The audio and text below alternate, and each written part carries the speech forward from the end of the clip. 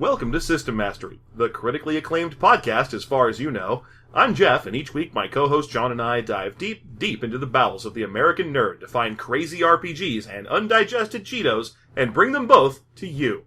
This week we bring you Ravenstar, a book where you can play as a human or a humanish bear, and either way, you can join the Cybed squad and get your cybe on. Find out way more than that on today's System Mastery.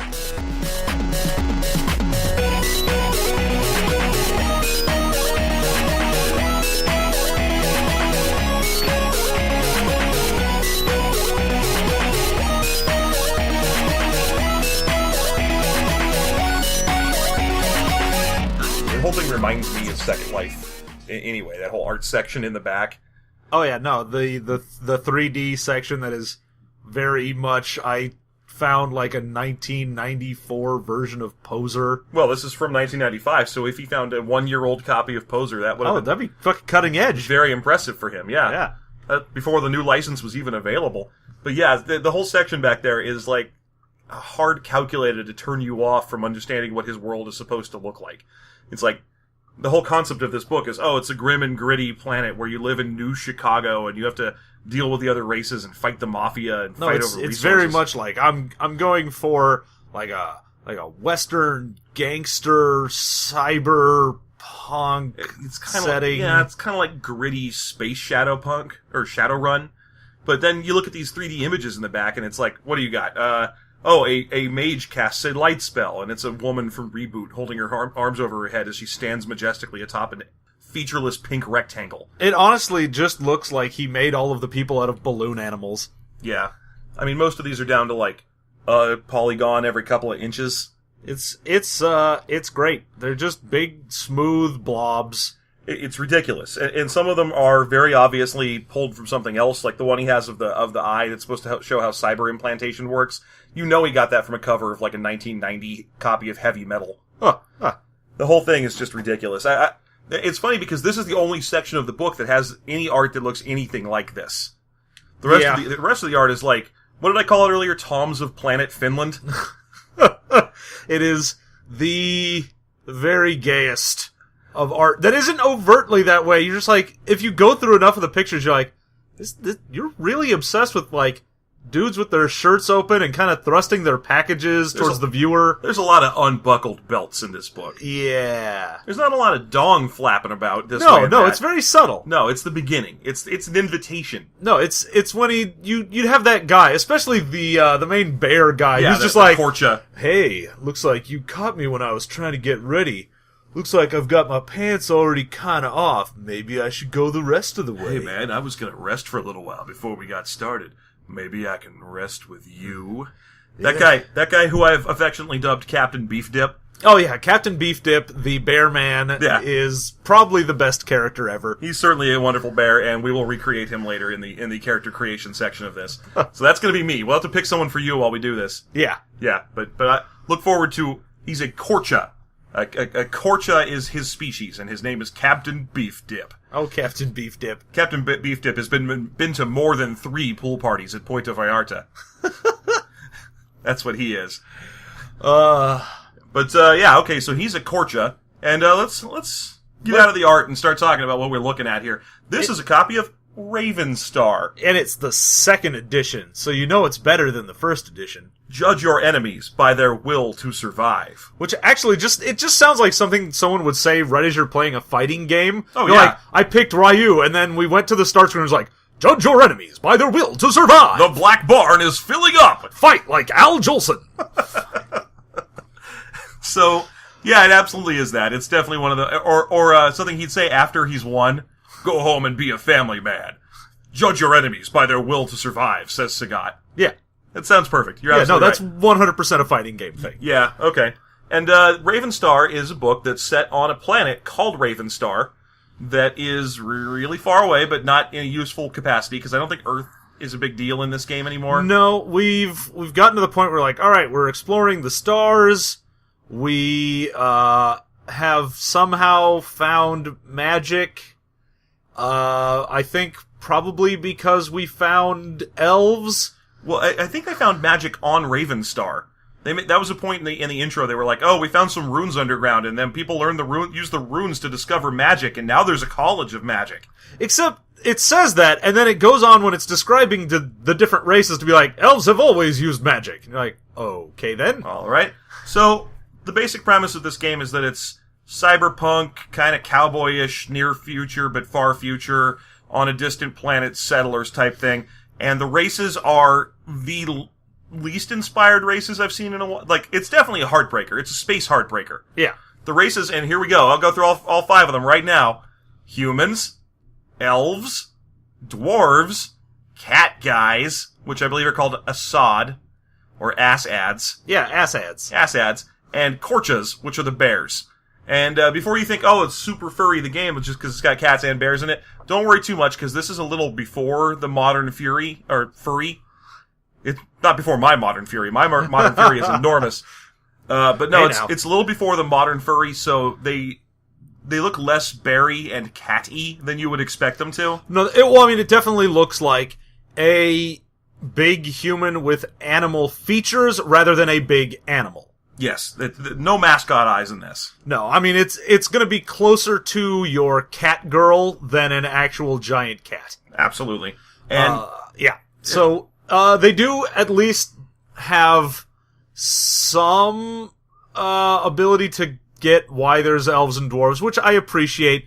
So, elves come from a lower gravity world, so they're taller and lankier, which would happen to humans if we were on a lower gravity world. Sure. And the dwarves are a higher gravity world, so they're more dense, they're shorter, they're stockier, and pretty strong, which, again, would happen. They have big ape arms. Their arms, extend past their knees. It's one of the only things about them that looks different from a fantasy dwarf, is that they have big, long arms. Yeah, the one problem is, of course, that while we would probably be, taller and lankier on a lower grav world, we wouldn't have pointy ears. Or no magic. I mean, it's just elves. They just put elves in their game, and then they were like, well, we're going to have to justify elves. It looks like reverse engineering, and not organic engineering. It's definitely one of those things where they're like, well, we're doing a space fantasy thing. We kind of want to be rifts, but let's not do that.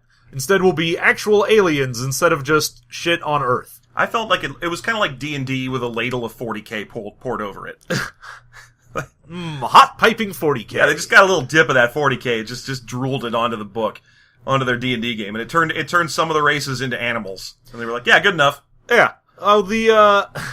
You can tell the system-wise, and stat-wise and everything, it is very much D&D again. Yeah, it would have to be 2nd edition D&D, because it predates 3rd edition by a ways. Oh yeah. Which is why magic in this isn't crazy. Because it's from old school versions of Magic, where Magic was it's boring. Boring and simple and didn't do everything you ever wanted it to. This book has a lot of Shadowrun in it, too, in terms of the way that they have to balance the magic points versus the cybernetics points, and you can only have so much of one without it throwing off your ability to have the other one. Yeah. Okay, so let's get into the stats here, because this book's got a lot of them. Yep. So you're gonna start the game. You're going to get a point buy for what you're doing with your stuff. And the point buy is where the random element comes in, because you get a random number of starting points. Yep. So even though they went the point buy route, they couldn't just let every character be balanced against each other. You had to get a random amount of points to buy with. That's correct. And I don't remember the exact roll for that, but it generates about 100 points, give or take. Well, you get, it's 20d6, what you roll for added on to 40, so you can get anywhere from 80 to 120. From 60 to 120. There you go, from 60 to 120 points. And you're going to spread those out amongst the following attributes. Strength, intellect, or intelligence. Intelligence. One of those. It includes all of the classic D&D stats. You've got strength, dex, con, intelligence, will, and charisma. So you have all of your basic stats. Oh, yeah. And then they just added agility and appearance because they wanted to make appearance separate from your charisma. And they did the dexterity/agility thing so that one of them can be for ranged weapons and, jumping, or not ranged weapons, and the other one's for, jumping and swinging a sword. Yeah. And then, they added appearance because this game was clearly from someone who played a lot of 2nd edition, where people were always trying to add comeliness to their game. Yeah. Remember, it was always well, you take your charisma and you add your endurance and then you divide by strength and you're like, and that's how sexy you are. Like, why did you do that? Why would anyone? Can't I just say my guy is sexy or not sexy? Yeah, it's so. I used to have a DM who did the comeliness stat thing, and it was just another 3d6 you also rolled, and all he did was he only cared about it if you were playing a lady character. Well, of course. Yeah, and then all it was it affected how annoying shopkeepers were. Good. That was literally it. It was just like, did you roll a high comeliness score? The shopkeeper follows you around the shop. Ugh. Okay. Yeah, well, I mean, at least then you're getting that little peek into the life of a lady. Great. So it's just what I needed. That's how I became a feminist. Yeah. Was I rolled a high comeliness score once. Because a nerd showed me what he thinks people will do to someone that is pretty. Ladies, a nerd was annoying to me once when I was 13. I think I'm as much of a feminist as any of you. I'm pretty sure I understand the struggle. Yeah, I think it's safe to say that we've solved feminism right here on the show just now. All right, mission accomplished. Let's hang that banner. Let's all go home. Hopefully there's a sandwich waiting for me. Ladies. Sexism. Yeah, so, all right. But instead of the wisdom, you have will, and gets described as being sort of the same strength of your willpower, your wisdom, whatever. But in this, it's actually useless for everything unless you get ridiculously high points in it. But there are 4 derived stats, and all of them use will. So it's a stat that does nothing for you by itself, which means you'd normally look at it and go, well, this is garbage, why would I put points into it?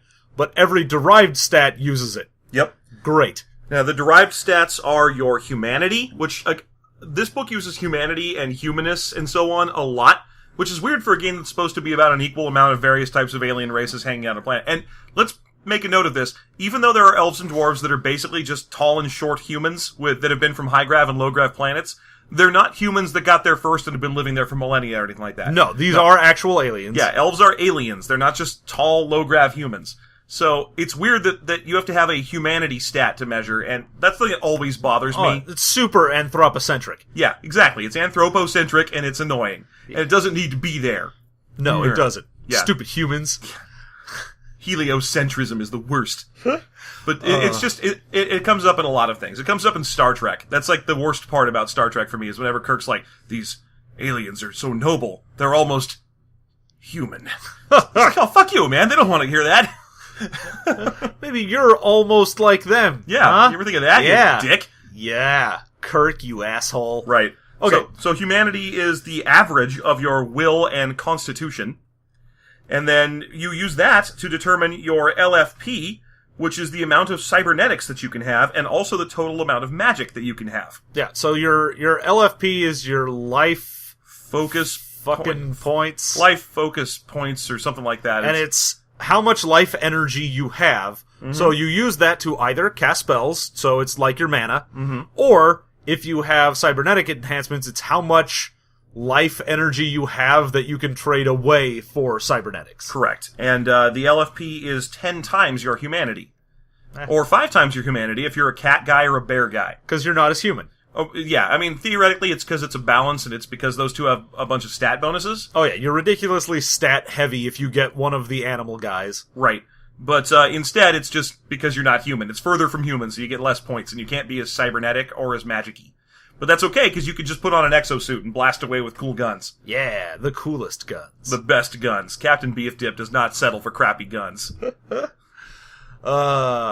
He wants to see your guns, by the way. Yeah, show me your guns. Yeah. Show me your moves. Right, that's him right there. Right before he gets set to knock you off a jousting thing with one of those giant Q-tips. Yeah, he just goes, show me your moves.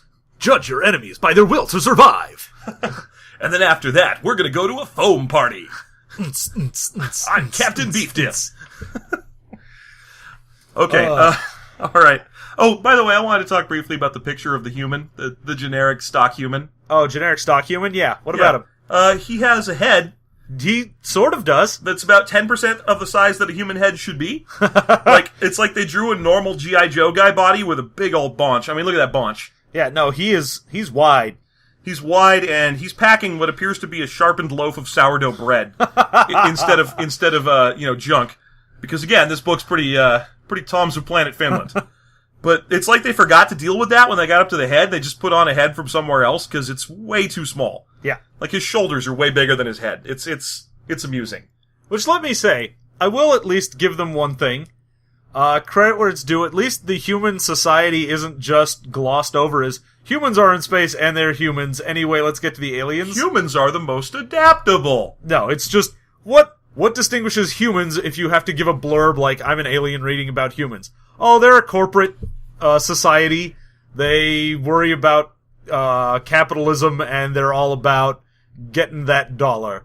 And governments have been taken over by corporations, and that's what their society is all about. So in the same way that, like, elves are all about living in nature and casting spells, and dwarves are all about tinkering and making things, humans are all about fucking you over and taking your money. Yeah, it's nice that they basically gave humans a trait beyond just being the most adaptable and the most human-y. Yeah, don't just make us Mario, give us something. So it's cool they did that. Of course, what they gave them is, these guys are the Ferengi. Yeah. Which, that's fine, we basically are anyway. Yeah, why not? That's pretty great. Okay, so, and then there are 2 more derived stats to go through real quick. They are awareness, which is what you roll for, like, initiative checks and stuff, and it's the average of your int and your will. Yerp. And then there's speed, which is the average of con and agility. So that's the only one that doesn't get informed by will. Now, here's something that drives me nuts about this game in general. Arr. Yar. It's driving me nuts. That's why I've got this steering wheel down me trousers. Ha ha! I'm a joke from the internet. Ha ha ha! The internet. Someone shared this to me in an email not long ago. Forward. Thought you'd find this funny. You remember those email chains of jokes? Oh my god. I never was on that because my grandparents never bothered to figure out computers, so I didn't get letters about how Obama is actually a communist, or letters of look at this funny cat, and then it's a picture with 17 pages of forward text. I miss those days. I'm sad that we've moved on to where everything is now a pithy colored rectangle with a bunch of artifacting problems on it. Well, now you don't need to send it. You just post it on Facebook. Just retweet it on Facebook. Broccoli cures breast cancer. What the scientists don't want you to know. All good. If you won't stand behind our troops, stand in front of them. I have a weird idea that our troops should shoot you. I'm on Facebook. Welcome to Facebook. Right. Well, anyway, the thing that drives me nuts is that the attribute modifier table in this thing is different for every attribute. Oh, yeah. Like, dramatically. They didn't hit because it's pre-third ed, we don't have that very streamlined, like, okay, you hit this breakpoint, everything's a +1, then everything's a +2. It's just like, alright, I have a 14 in something. What does that mean? Well, you'll have to check the individual stat. You'll have to look up this giant chart that indicates that you have a 14 appearance, you have a +1, but if you have a 14 con, you have a +2, and if you have a 14 will, you get nothing, sir. Good day. And my favorite, if you have a 14 intellect, you have +0.20. Because every time you use intellect for anything, it's to determine the number of skill points you have, and you modify it by multiplying that by the value that your intellect generates. Yeah. So you get 0.2% or 0.2 times whatever your thing is, and then you add that onto the base. Yeah, it's bad math. They should have said multiply it by 1.2, but instead they say divide it by 5 and then add the resulting amount to your stat, unless you had some other number, because you can also get a +0.60 and so on. Yeah. Which, that's a little don't look back, terror is never far behindy. Well, that's fine. Yeah. Whatever, if someone wants to make me do math, which, oh my god, they want me to do math. They put, like, little equations for everything. Yeah. Everywhere. They sure do. Every time it's like, how does a skill work? And it's like, weapon skill plus mod plus 1d20 equals target number plus mod plus. And you're like, they always end with a plus for some reason. Like, the last thing is a plus. It's weird because it's not an equation. It's telling you what you would need to roll. So it's like, oh, you need to have your skill plus mod plus a d20, and that's what you roll to try and hit something. But it says equals target number plus. And you're like, what? What? You have to get them to line up to get a success? It has to equal this. Yeah, if it does not equal, then the equation is not finished. Oh, that's too bad. My favorite one of all those is the one for initiative calculation, because it's agility plus agility mod plus a d20 plus skill plus something or other, which means that you have to take your agility stat, which is just a regular stat, and then add it to the mod that the agility stat generates. Like, imagine if that was a 4th edition D&D thing, and it was like, okay, this does strength plus strength mod damage. Huh. Oh, good. So, that was a weird one, but it's just one of the ones that's in there. Okay, power sources and so on for this game. This game has no classes. Nope, everything is skill-based. You spend your skill points to get stuff, and that stuff is various skills, and magic itself is just a skill. Right, so if you want a bunch of skills, or a bunch of magic, you're going to end up being a little less skillful than a skill monkey character. Yeah, and it's interesting because not only is magic a skill, just baseline the ability to cast spells, every spell individually is its own skill. So if I can't just say, oh, I put, 10 points into pyromancy and now all of my fire spells are good. No, if I want to be a pyromancer, I gotta go, alright, so I've got 10 points in create fire, I have 10 points in manipulate fire, I have 10 points in fireball, and so on and so on. Right. And then, so basically there are spells in a bunch of different schools, and there are things like air, fire, earth, necromancy, light. So you shadow. get all the elemental stuff, and then a few of the little niche ones. Right. And, it's a little confusing, because, like, for example, the first air spell is odor. And then it says, none, 1 turn, 10 LFP. Okay, LFP is, in this case, is being used as the mana cost. And, except that this game is really big on letting you make your spells cheaper by being better at casting spells. Yeah, so the more points you put into a skill or spell, the better you are at doing it. So if I have just a couple points in a spell, then I'm not that great at casting it, and it's fairly expensive. But if I really dedicate, and I've got like 25 points into a spell, then it's super cheap, I cast it super easily, it lasts longer, it has a better range, and so on and so on. So you just get all of these bonuses if you put more points into one thing. Right. Now, odor, for example, this spell produces any odor known to the caster. Captain Beef Dip knows a lot of odors. I don't... No, he knows a lot of otters. Oh, you're right. Oh my, you know a lot about gay culture. Yeah, look at that. I'm learning. That's wonderful. He also knows a lot of odors, though. I mean, let's be fair. Let's beef dip. If you've never been in a bear club, that's it kind of smells like a gym in a gym. Yeah. Yeah, it smells like Jim. That smelly guy you know? That guy you know, Jim. It's man. Anyway, okay, beyond spells being a source of power, this book's got a lot of cybernetics, except it doesn't call them that.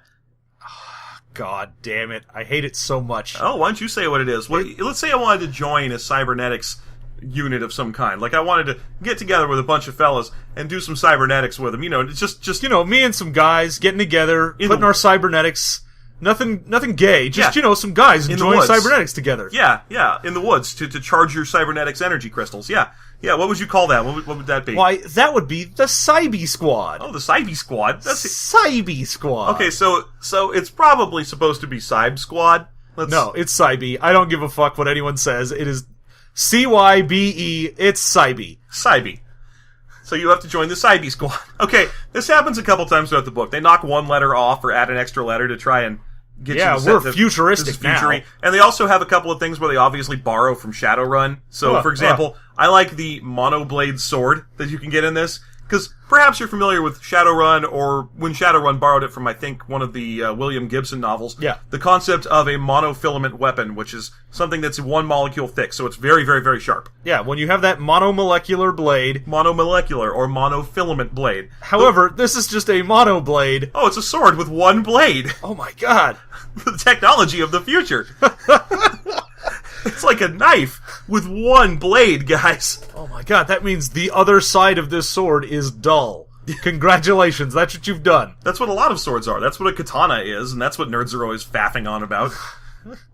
Faffing about their katanas. No one ever sharpens the other side of a katana. It's... Oh, but what if they did, though? Oh, dude. What if you were like, Yaijutsu, and you went and killed a guy, and then you just you brought the sword back and killed another guy? What if your sword was one handle with two swords coming out? What if my eye glowed and I wore a lot of pouches, but you never saw my feet. Okay, so now you're describing Rob Liefeld, famed and noted Marvel artist. I'm describing Rob Liefeld, who is known to wear a lot of pouches and have a glowing eye. I kind of hope he does. I'd love if his drawing was from life and not just from not being good at making eyes line up. Oh my god, that would be amazing. If you, saw the Liefeld family portrait, and everyone was actually made the way he draws. Oh yeah, there's a cloud over all their feet because they live in a cloudy, foggy country. They live in the lowlands. This is my mom, and you're like, oh my god, her back is all twisted around, and her boobs are bigger than her head. She's wearing pouches over her thighs, which the pouch is bigger than Batman's utility belt because her thighs are the size of manhole covers. However, everyone is apparently standing on tiptoes, even though you can't see their feet, so you can't confirm it. Oh, anyway, man. The reason that we're making fun of Liefeld right now is because this book has probably about 5 artists in it.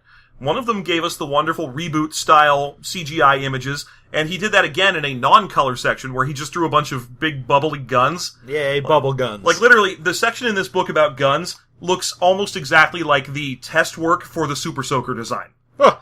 Everything's made out of big, obvious ovals and has bubbles all over it. Yeah, the old school 3D imaging software did not really let you get hard edges as well as they probably would have. Yeah. Because everything just looks like, I made this out of a balloon animal. Yeah, look at this thing. Terrible. Look at this laser rifle. This thing probably says CX-2000 by Super Soaker on the side of it. Oh, 100%. This shit is nerfed to the extreme. Oh yeah, it's crazy. It's weird because every time... So that's one of the artists. He draws us this 3D modeling stuff. There's another one who actually drew the races, and that guy likes to draw the races, so whenever you see a bear or a cat man, that's him. And his stuff is competent. It looks kind of like Riff's art, okay Riff's art. Yeah. Then you got a guy who only draws Rob Liefeld comic book women. Yep. And they, no matter what they are doing, are probably at least half naked. Surrounded by a crackling nimbus of lightning. And standing either with their feet obscured or on point. Yeah. And generally, they're always described. It's funny because whoever wrote the book has to describe these art pieces he gets of them, and he's like, okay, this one is Ice. She's a bounty hunter wizard who uses ice spells, but is super badass even though she's a wizard. And then you get this picture, and it's like just some random toss-off background character from a copy of a 95 X-Force. And what's worse is that there's legitimately characters in this that look like Forearm. Oh yeah, no, that's actually probably the biggest level cybernetic enhancement you can get is 2 extra arms. Yeah, and it's called Quandex or something, or Quardex. Whatever. So you get all your standard cybernetic enhancement stuff. It's like, okay, you can get replacement, so it's just like your arm, it's a regular arm, but now it's a cybernetic arm or a regular replacement eye. And then you can get things like, I've got telescopic vision, or I've got a little hole in my arm that has a gun, or whatever the hell it is. All of them subtract some of your essential humanity, and it's a random amount. So, for example, if you have gills, then you lose 5d6 plus 5 of your essential humanity. Which is, okay, sure, but if you get to a certain point of humanity loss, you get, cybed crazy. You risk becoming what they call a cyborg, which, you're a cyborg the moment you put a piece of metal in you that's permanent. Yeah. That's a cyborg, is a partially robot-y human. But in this, it's a dangerous thing. If you go cyborg, you've ditched your humanity, and all you care about is being in the Cybed squad. Once you go Cybed, you never go Nibey. Yes. You never go Nighy. Bill Nighy. Bill Nighy would never take you back. Who would have you now? Not known character actor Bill Nighy, that's for sure. Yeah, no, definitely not. He hates that. There's one thing I've learned about Bill Nighy in his many appearances. Yeah. Every time he's on, Letterman, he's like, you know what I hate? Cyborgs. That even works into his characters. When he played Davy Jones. Yeah, and he's walking around on deck, and he's like, oh, I hate cyborgs. I'm a huge fan of Finding Me Lost Key, but I can't abide robotmen. Also, apparently, children are after me Lucky Charms. What was he supposed to be? He's supposed to be Welsh or something, I think. I don't know. I would say he was Welsh, but I never once heard him call anyone boyo. So, it's hard to tell. Yeah. Anyway, Anyway, you lose a random amount of your essential cybernetic, or your life points if you become more and more cybernetic. And the reason it's random is because there's this risk of becoming a monster, like a cybernetic, don't care about humans at all, and as soon as it happens to you, you get put down, monster. It's gotta be random, or else everyone would just build up to their exact level. Oh, yeah, you just go, alright, well, I've got, 1 point left, I didn't go overboard, and now I'm fine. Everything's great. But it is kind of amusing because there are a whole bunch of completely inessential things that strip away your essential humanity and your ability to cast spells. Well, the weird thing is, it also works with any of the stuff that's just replacement. So any of the ones that's like, oh, what is this? Oh, I lost my arm, I have a new arm. It doesn't have, claws that shoot out. It doesn't have a laser finger. It's just an arm. Right. And you're like, okay, great. And it lets me still feel things like as if I was human and so on.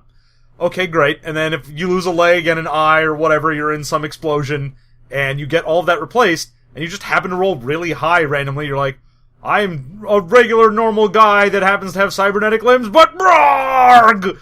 Things like you can automatically change your hair color. Oh yeah, that's a great one. They also have that for eye color. And tattoos, and every one of them strips away a piece of your essential humanity.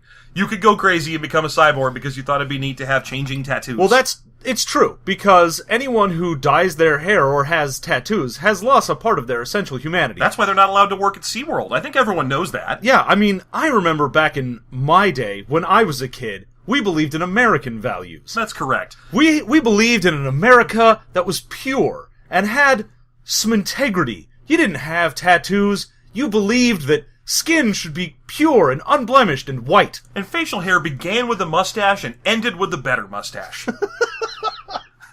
None of this crazy beard nonsense and sideburns for days. I just can't abide it. You know what costs the most LFP is abortions.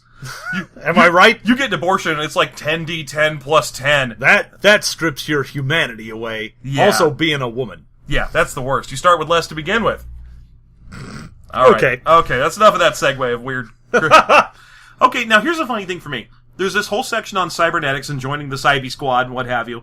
And then there's a section right before it about how to build exosuits, which are basically robot power suits. And damned if it isn't the exact same shit as cybernetics, except it doesn't make you go crazy. Oh yeah, well, they always have this bit in the tech-centric games, no matter what it is, that's sci-fi, where they go, okay, yeah, you can do all of this crazy crap that's probably either better than magic or better than cybernetics, but the limitation is you have to be in a suit, or you're piloting a ship, or you're doing whatever, and you go, yeah, but if I'm a guy who does that, if, as a DM, you go, alright, well, you get, jumped by guys, and you can't get to your thing, you're like, oh, well, now you're just being a dick. Right. It's essentially the same as being like, alright, well, you cast all your spells, and you have no more fucking LFP, now you get jumped. Okay, great. Yeah, it's one of those dare the DM not to be a dick things. Absolutely is. And it's stupid, but... So in this game, you can build these exosuits that, according to the 3D image modeling in the back, kind of look like mid-sized sedans with feet. It looks like the, what is it, the Ed 209? Yeah, they kind of look like ED 209s. Like ED 209s, but with 4 doors and spacious trunk availability, because you don't need to keep a criminal's brain in them. Oh, you don't have to. You could. You could fit up to 50 cubic feet of criminal's brains in there. Also, drive it around on gray rocks or at the beach. It's up to you, really. It's your life. Live it your way. Yeah, judge your enemies by their will to survive. With Volkswagen. Oh, was that a Nazi joke? I don't know. I didn't think about that until you said so. Sweet. But now I'm willing to take that credit. Sure, why not? Okay, great. Also, I do have to mention, this includes one of my big pet peeves. Whereas Jeff always hates the merit and flaws systems and things. There's none of those in here. Nope, but it has my big pet peeve, which is a giant goddamn fuck-off useless skill list. Oh yeah, this book's got about 120-ish skills. Oh yeah. And you can't, of course, just have, a melee thing. You have to get, axe, and flail, and knife, and martial arts has then 6 sub-martial arts you can be into. This is one of my favorite things about this book, is that every time there's something, there's 6 of it, because there's 5 races, so it has 2 humans, and then the ones from other people. So, languages, you can speak Earth, New Earth, or Elf, Dwarf, Cat Guy, Bear Guy. Martial arts, you can learn human martial arts, a specific human martial art, I think it's Taekwondo, and then bear martial arts, cat martial arts, elf martial arts, and dwarf martial arts. Yep. Yeah, it's just annoying because it's got the Palladium problem, where it's got 200 skills, and the vast majority of them are pointless. Like, there's not going to come up a point in your game where you're going to need your genetics skill. No, they have skills for things that you could just go, you have a science skill, I don't care, let's hand wave it. Yeah. But there's, instead 15 different specific sciences you can learn, and yes, I know that would be the way it would work in real life, but if I'm playing a game about a edge of the galaxy frontier bounty hunter who's a badass in the Cybed squad. There's a lot of badassery in this book. That's the basic concept behind it. Yeah, no, everything is definitely a badass, but I don't need to know what my botany skill is. Like, that's not a thing I need. I'm not going to be wandering around, and there's a survival skill. It's not even like, I used my botany to know if I should eat these berries on this weird planet, because you could just use survival and do that anyway. It's fucking terrible, and I hate when games do this. Also, a lot of the skills, the only thing about them is they give you a very brief description of what they do. So they'll be like, genetics, this is the ability to do genetic manipulation. And then it's got a list of penalties listed. Like, you're bad at genetics if it's not your species, or if it's an alien species. And then that comes up a lot, because it's like, survival. This is difficult on an alien planet. Okay, is Ravenstar an alien planet? I don't know. I don't know the rules for that. Yeah, am I supposed to be from here? Is that going to be a penalty or no? Maybe? I don't know. I don't know that rule. Yeah, and it's fucking, it has a skill for bartending in this. Ugh. Eat my dick. This is terrible. Do not do that. So that's, and granted, this book has, here's what I thought. When I first looked at the cover of this book, I was like, this is D&D plus 40k. And then I read it, and I realized what it actually is Rifts plus X-Force. I mean, it is very, very mid-90s Marvel. There's no reason you need to know how good at botany you are, because your character is going to be jumping out of a helicopter and seeing if he can shout 4 catchphrases before he hits the ground. This is true. And because a turn is like 2 seconds. Yeah. And the fact that you can do whatever during a turn means, in the 10 seconds it takes you to fall down from somewhere, you can spout 5 different catchphrases. Which is nice, but what you can't do is move and attack. Oh, that's sad. You can move or attack in any given turn. Or you can concentrate enough to cast a spell, which means spells are cast fucking fast. Or you can aim. Now, they describe spells in this game as being like a ritual plus an expenditure of life points. Oh, yeah, that guy? That guy. I just found a guy that I'm pretty sure is anthropomorphic meatloaf. Not the singer, just the actual loaf of ground beef. Also, if you wouldn't mind, I'm sorry we're going kind of visual here, folks, but I found this picture as well. And again, it just looks like a Rob Liefeld drawn bad guy for one issue. Like, he's just a big, meaty guy. He looked, in the 90s, X-Men had powers that didn't make any sense. There was like, what can you do? I could teleport to locations where the month is different. I can open up a vibrational channel to the dimensional energy vortex of shadow beings. Like, this guy looks like his power is to swell until he is totally swole. Oh, yeah. No, this guy does no cardio. He has not lost any of his gains. It is insane. Anyway, could you do me a favor and tell me what page that guy is on? He is on page 89. And it's all like buzzsaw hands and shit. It's a cybernetics page. Yeah. That dude has no cybernetics. I think it's because it also has the exo boot, and he is wearing the biggest, dumbest boots you can have. Oh, you're right. Look at that. Look at his big, stupid one-toe elephant feet. Yeah, it basically looks like he has elephant feet that they then got a little jutty foot out from. You know what he looks like now that I'm looking at that? He looks like a reimagined, high-grit future version of Strong Sad. I'm mad that I'm flying. That's what you got right there. Great. Love it. So, that's the basic concept behind this book. It's grim and gritty, but the hard assets didn't quite get there for it. Not quite. Alright, so what else do we have that's in this book? The problem I had when reading through this is that there just wasn't that much to talk about. It's a space heartbreaker, and that's really what it is. I mean, you have races, you have a couple of classes, you've got cybernetics, some rudimentary magic, and you've got suits you can get into, and that's really about it. I mean, yeah. And mostly after that, you just kind of bust up drug deals and face kick each other. Bah. Yeah. So there's the way you do anything in this system is you're trying to hit a target number, and unless otherwise specified, it's always 20. You're trying to roll a 20 on a 20-sided die. Mm-hmm. And then you have to add a bunch of stats to it to try and hit So you will usually add in whatever skill you've got, any mod that you have, From if your you've got stat. one from a stat. Yeah. And then it just sort of depends on what else you're doing. You might have situational bonuses or penalties, whatever.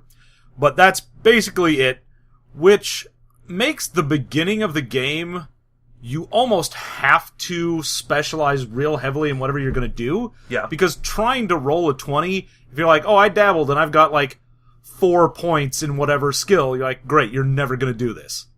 Like, because the target number is always 20. Yeah, it can be, it ranges from 10 to 50, where 10 is super easy and 50 is nearly impossible, it says. Let's be clear, it is actually impossible. Oh, yeah.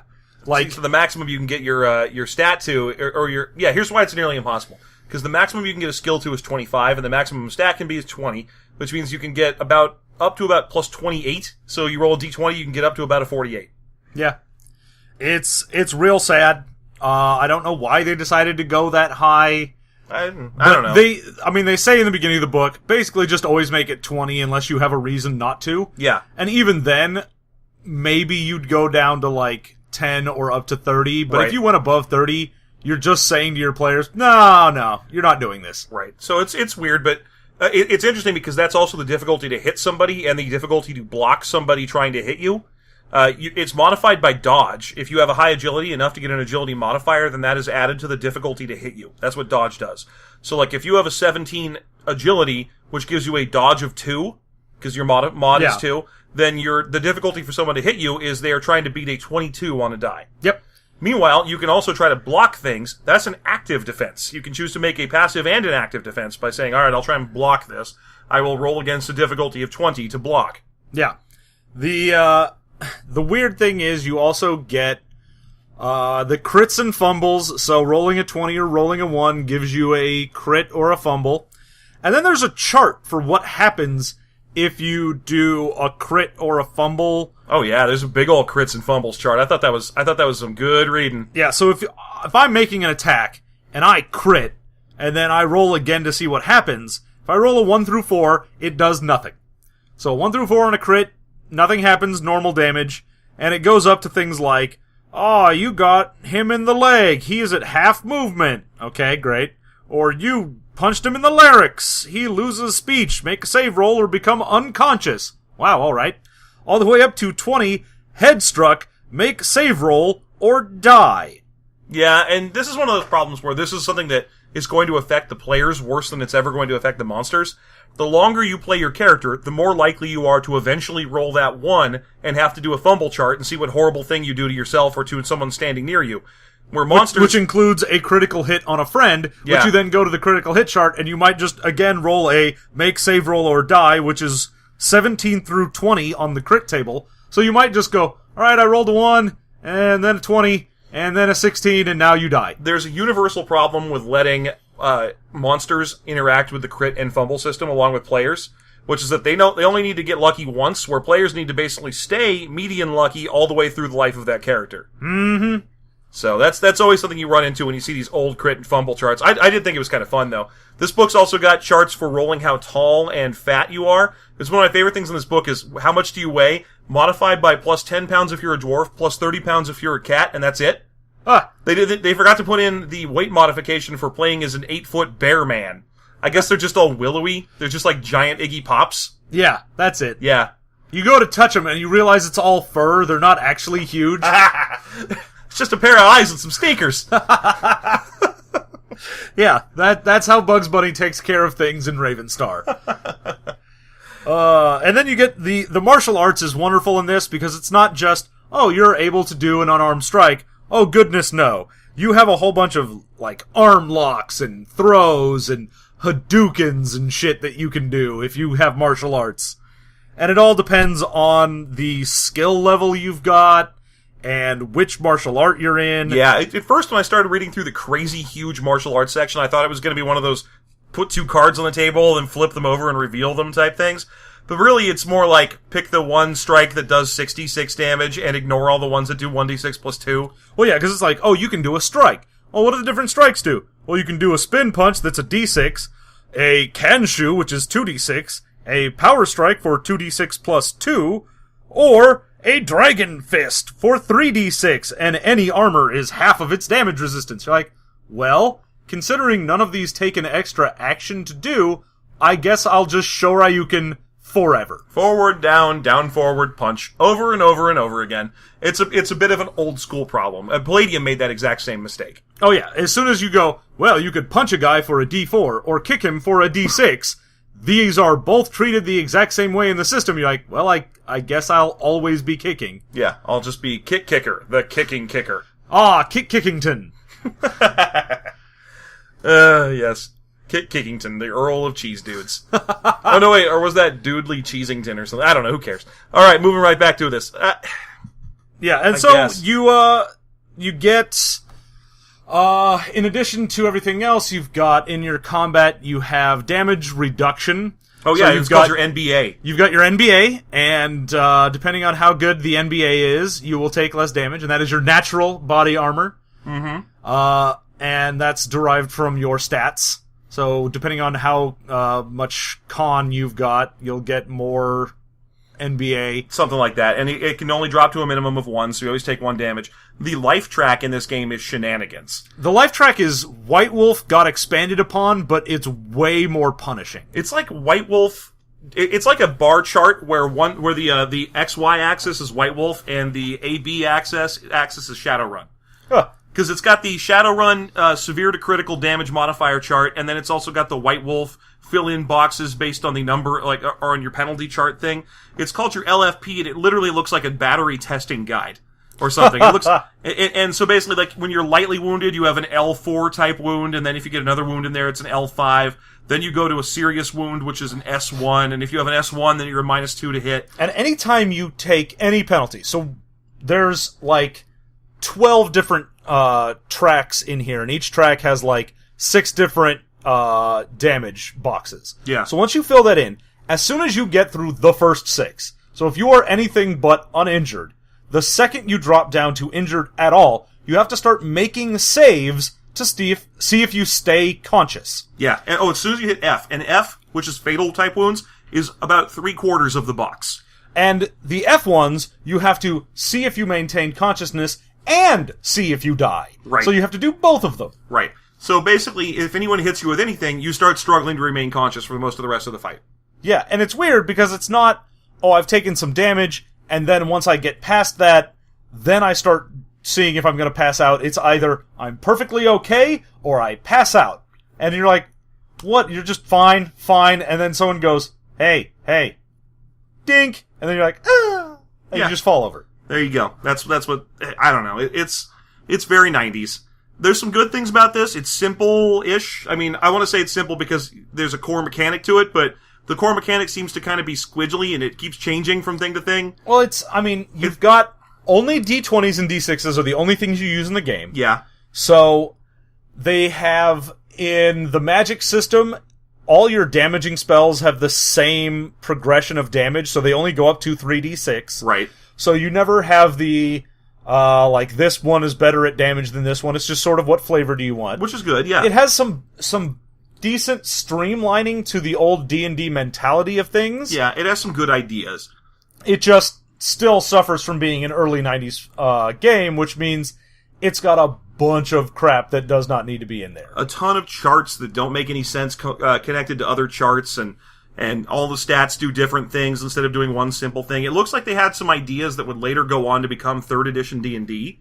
Yeah, I mean, you can see in games like this of the time that they knew that you needed to do some streamlining, something needed to change. Mm-hmm. They just hadn't quite worked the formula out yet.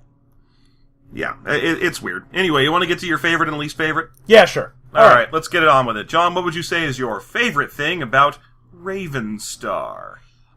Favorite thing about Ravenstar, we didn't talk about it much, but I actually like the setting.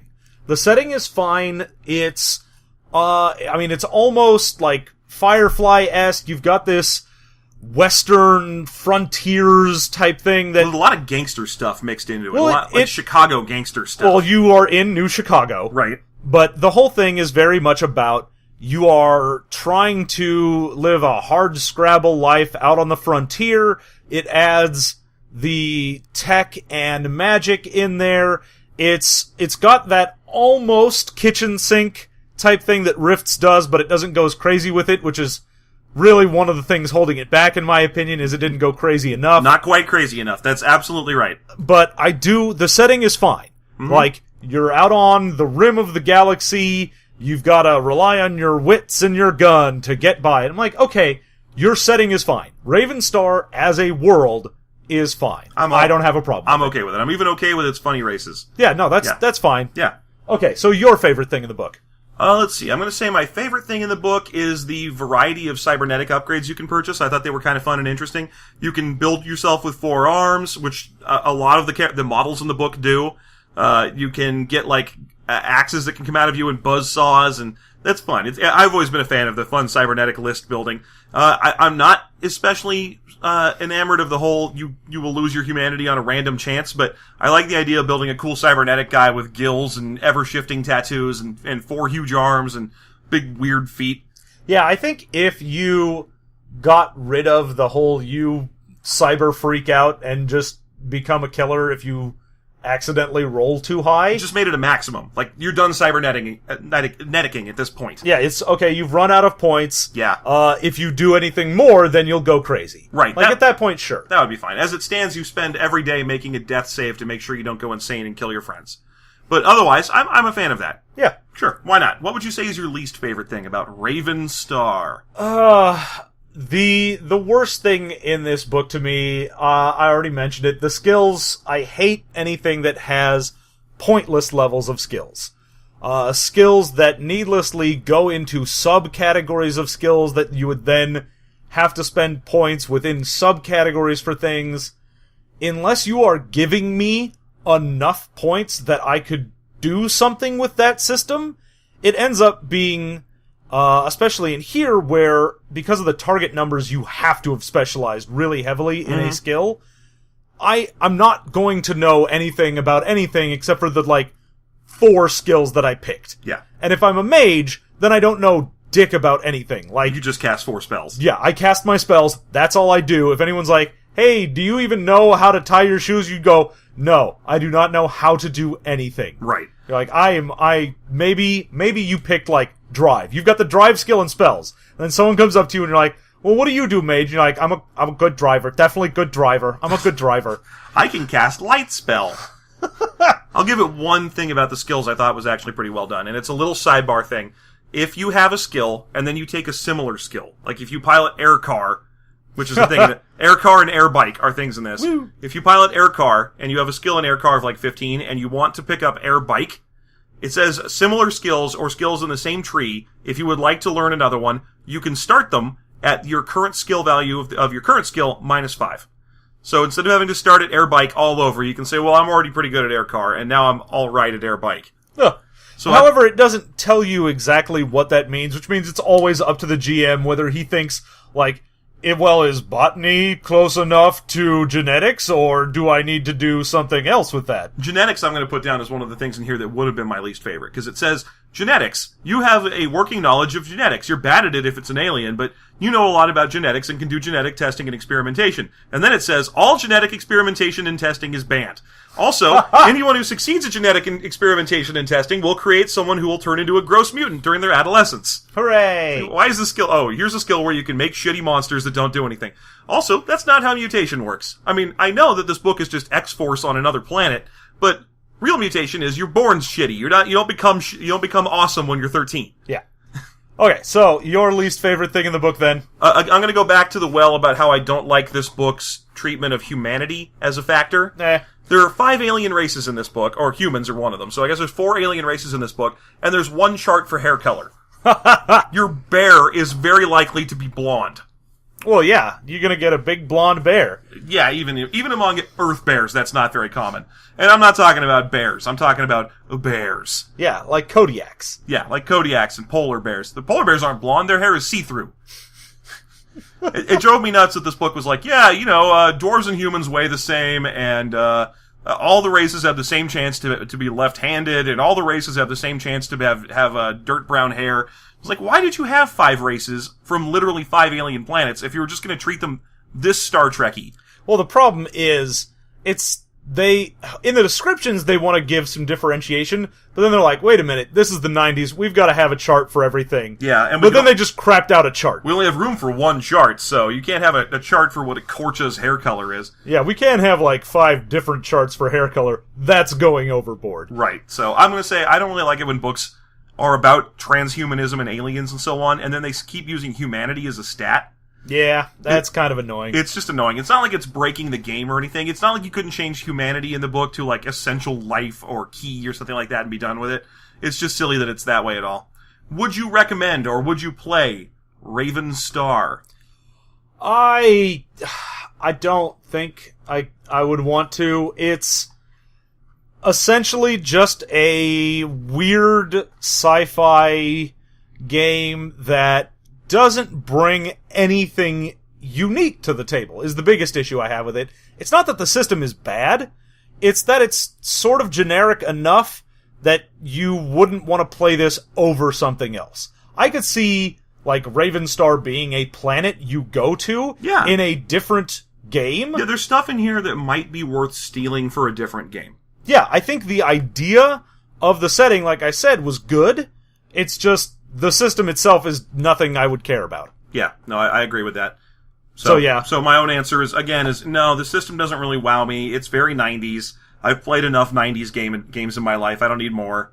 But there are some ideas in here that are original or inventive. Not many. This book is very pulled from a couple of very obvious sources. Oh yeah. No, there's nothing in here that's going to wow you. Yeah, so I don't think it's a game that I would want to play, but there are a few things I might steal. I might set my next game in Reboot universe where everyone is made out of bubbles and clearly made in Poser from 1994. Totally. Yeah, maybe with a Bryce 3D background if I'm feeling spendy.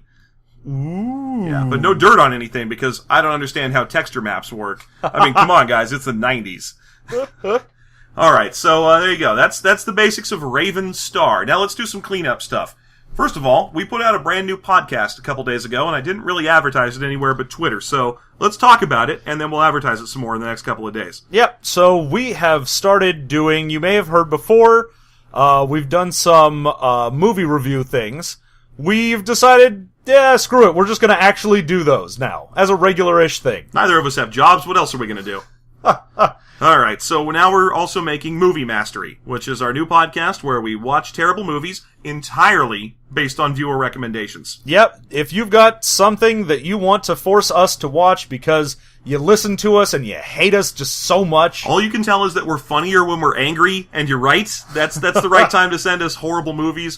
So far, we have watched Dead Heat, and that is available for your perusal on the website. We did not put it in the same RSS feed because we didn't want to bother people who, for whatever crazy reason, aren't interested in movie review podcasts. Yeah, so if you are listening to this and that is something you would like to listen to, and you are subscribed to the System Mastery podcast, then you'll need to subscribe to the Movie Mastery podcast separately. It's free though, so just stop by the website and the RSS feed is right there on the main page. So yep. Stop by and subscribe. We have a big list already. People have been sending them in, and here are the rules. You send us any movie you think we could watch. Hopefully it's not currently in theaters, and we can get it somehow fairly cheaply. Once we've established that, we add it to a big list, and then we randomly select one, as far as you know.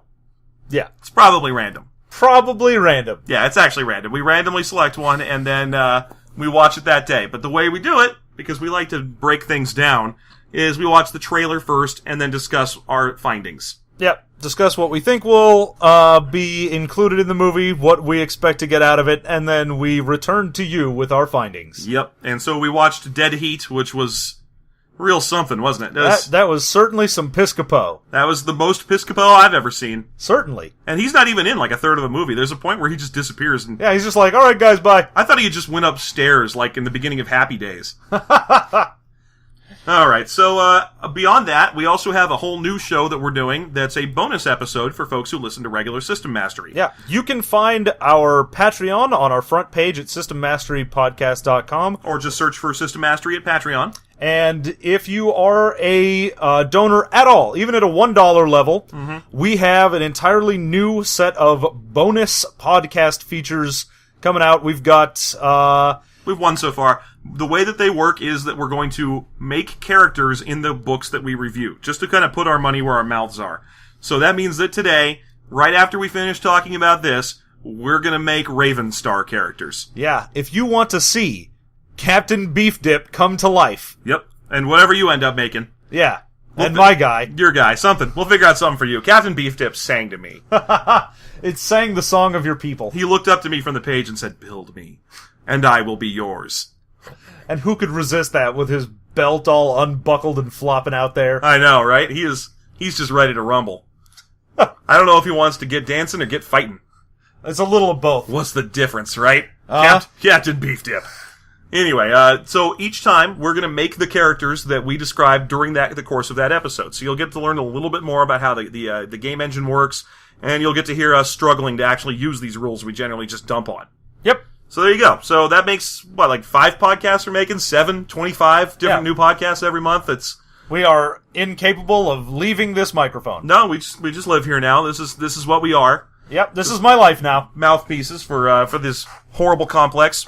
And, as an additional thing, I'd like to send out a quick thank you to, at Infocorn, or Jeff, our big listener Jeff. Not me. This isn't me. This is a different Jeff. This is a different Big Jeff. Big Jeff. Big Jeff is number 4.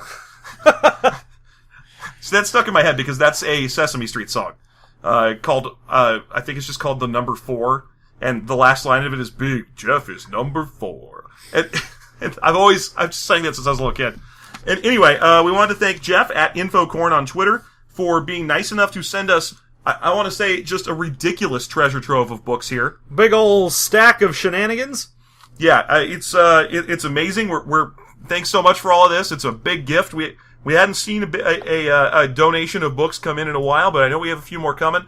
As always, if you'd like to send us books, you can do it through just contacting me on email, and I'll hook you up with a address to send these to. We just don't post it directly on the podcast because we are paranoid, weird little mouse people. Yes. Well, not mouse people. I am a cartoon hot dog. A cartoon hot dog, and I'm a 10-year-old girl. Yes. As has been established on multiple occasions. So again, Jeff, you sent us, like 6 books here, so thanks a bunch for this. This is awesome. We just wanted to send out a personal thank you. And otherwise, as always, if you want to find System Mastery, you can do that at systemmasterypodcast.com. You can find us on Gmail at System Mastery, Facebook at System Mastery, or on iTunes or Stitcher, where, as always, we'd really appreciate if you gave us some rates and reviews to help boost our numbers. We also have our Afterthought show, which will be out next week, where we answer questions from you, the listener. So if you have questions, send them our way. We've already got some really good ones, but we can always use more. Yeah, and ones that have nothing to do with RPGs. Just ask us dumb crap. Yeah, just ask us the stupidest questions you can think of. I don't even care if they make sense from the beginning of the sentence to the end of the sentence. Yeah, if you're just like, hey, I was camping recently, and I was wondering, when you're out in the woods, how far do you like to go to get a hot dog? That's perfect. That's a great question. I'd be thrilled to answer it. But not on a System Mastery episode. Only on an Afterthought. Yeah. Okay. We have standards. We have spoken. All right. So that's been Ravenstar. We want to thank everybody for listening, and tune in on the Patreon today for our character building episode of Ravenstar, and for Afterthought next week. Thanks, and have a lovely week.